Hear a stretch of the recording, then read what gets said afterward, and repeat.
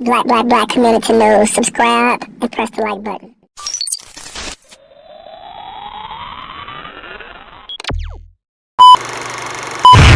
Supposed to give birth. Tonight, the man police say is her killer is behind bars. Our Spencer Tracy joins us live from the Racine Police Department. Spencer, you spoke with her loved ones today who say this is bittersweet. Hey, Ben and Steph, that's right. I spoke with friends and family. I spoke with her two daughters and her sisters and say they are breathing a sigh of relief tonight, but say their pain still lingers. This is who you took from us.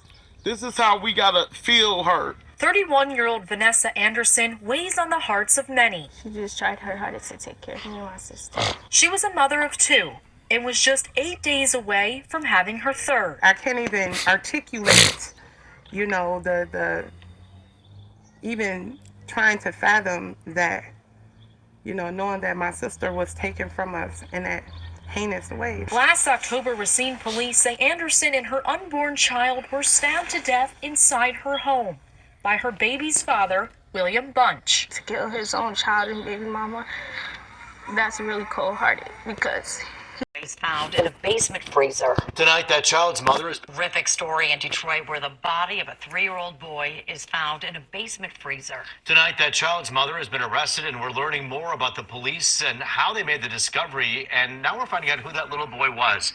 Fox 2's Jessica Dupnack is live with the details, and Jess, it's hard to even imagine talking about the premise of this story. What happened here? Yeah, disgusting doesn't even touch it. We're talking about 3-year-old Chase, who is blind. His mother now arrested in connection to his death. We're told she has a lengthy history with Children's Protective Services, CPS. That's what triggered the welfare check with Detroit police earlier to their home on Detroit's west side. Officers say that the mom's answers just weren't adding up. Something was odd.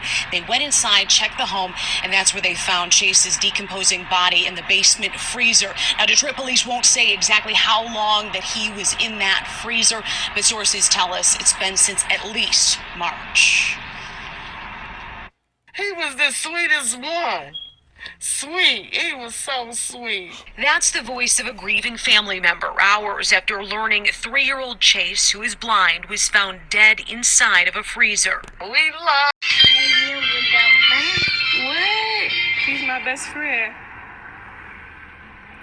He just have a type of energy where you come around him, you automatically feels better. On Tuesday, Taylor Starks told us about the brutal beating of her 1-year-old son, Kyrie, at the hands of a trusted friend and babysitter. She threw my son into the wall and shook him up pretty bad, but they said that's just a bit of what she did to him. He's been in the hospital with no brain activity since June 13th, and Wednesday morning, Kyrie died a month shy of his 2nd birthday.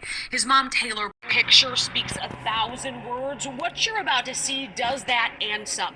A dad holding his infant son gets a gun pulled on them just a few feet away. It's just upsetting. It's difficult to watch. I mean, it's just no regard for human life or for the life of a child. On Father's Day, no less, surveillance photos of a man pointing a gun at a 25-year-old Detroit dad holding his 7-month-old baby boy. And then the video, you see the gunman in that khaki bucket hat marching into this Valero gas station at the corner of Hubble and Tireman. About a block away from this location there at Tireman and Hubble, he had encountered this individual. It appears they had some type of argument. Detroit Police Commander Michael Chambers says the two didn't know each other, no history there. You can see just as he pulls the gun 2 feet from Dad, he acts quick, hitting the gunman's arm and locks him outside. That's where green light surveillance video tonight. 2 men cornered and then executed inside a Hickory Hill convenience store. Hello, I'm Greg Hurst. Stephanie is off tonight. WRG's Melissa Moon is outside the Memphis Police Department downtown tonight with more on who police are looking for. And Melissa, what do you know? Well, police have released pictures of the shooters, but right now aren't saying why the 2 victims were targeted. Police want you to take a good look at the guy in the red shirt entering the Citgo just before 9 p.m. Thursday night. He goes straight to an ATM, but he's not there for money. Seconds later, he's joined by another man, a second assassin, who walks through the doors with a gun drawn. Both start shooting at 2 men inside. All of a sudden, I heard the sound of shooting, like pop, like that. Then, I just, like got on the floor. Carlo Cody was behind bulletproof glass when the gunfire started. When it stopped, he walked out on the store floor, saw the victims, and called police. By the door. Tonight after police say he tried to set a woman's car on fire. Investigators say this man, Damian Calvin, poured gasoline right into the woman's vehicle but then ran off before he could strike the match. Calvin is in jail at 201 Poplar tonight, which is where WREG's Andrew Ellison joins us now live.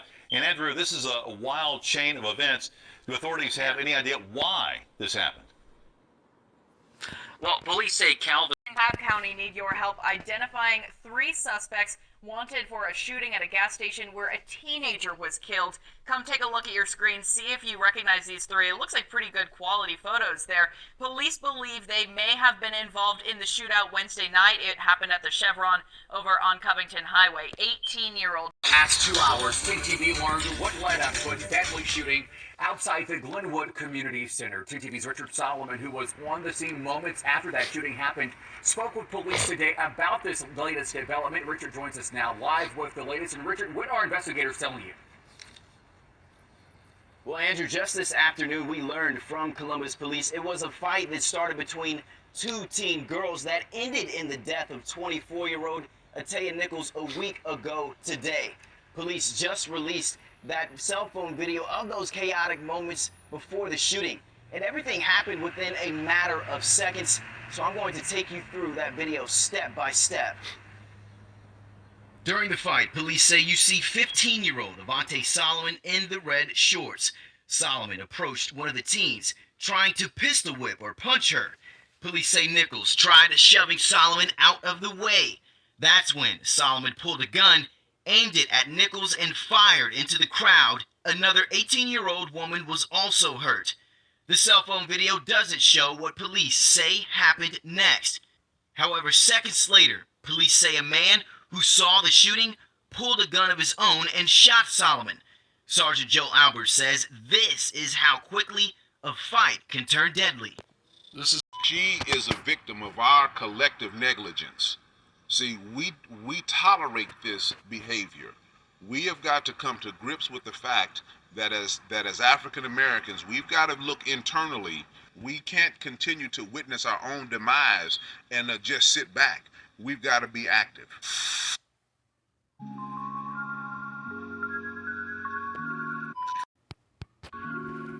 "34-year-old Cherie Hemphill was a loving person who touched the hearts of those around her. She was the type of person who did anything for everyone. Most importantly, she was the mother to 2 beautiful children, a 4-year-old boy and a 9-year-old girl. Around 9:30 p.m. on June 19th, Cherie dropped her mother off at her North County home in St. Louis. She then hopped in her mother's vehicle and drove to a gas station near North Kings Highway and Dr. Martin Luther King Drive. Around 11 p.m., St. Anne investigators responded to a crash in the 1400 block of Dr. Martin Luther King Drive and North Kings Highway Boulevard. After the wreck, the people involved started shooting at each other. When St. Louis Metropolitan Police arrived at the scene, the officers were also shot at by the suspects, who then tried to run them over before fleeing the scene. When it was all over, a woman would be located next to a gas pump suffering from gunshot wounds. He and the victim were at the gas station lot as the chaos unfolded. It was Father's Day, man. We were just out here, you know what I'm saying, before we finna go out to a little gathering, a little club type of stuff. Then they got the fighting over there, and people got the going over there looking, and then they got the shooting, and out of 5-6 people over there, she was one of the ones that got hit. Balloons were put up at this gas station on Martin Luther King and Kings Highway as a memorial to the 34-year-old victim who lost her life around midnight. France Owens says he was here when the shooting happened. Not only that, he says he and the victim were like family. A loving young lady, man, like for real.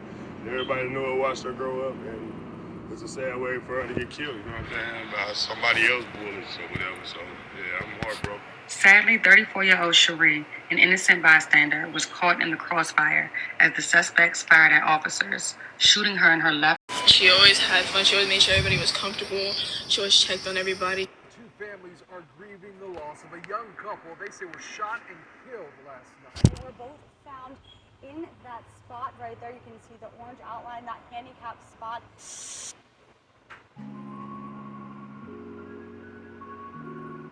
20-year-old Tania Powell was a sweet, kind, and loving young woman. She always had a positive attitude and was willing to help anyone in need, even if she didn't know you. Tania was also the mother to a beautiful 9-month-old baby girl whom she shared with her boyfriend, 21-year-old Jamarion Barnes. Their daughter meant the world to them, and they did every and anything to ensure she wanted for nothing.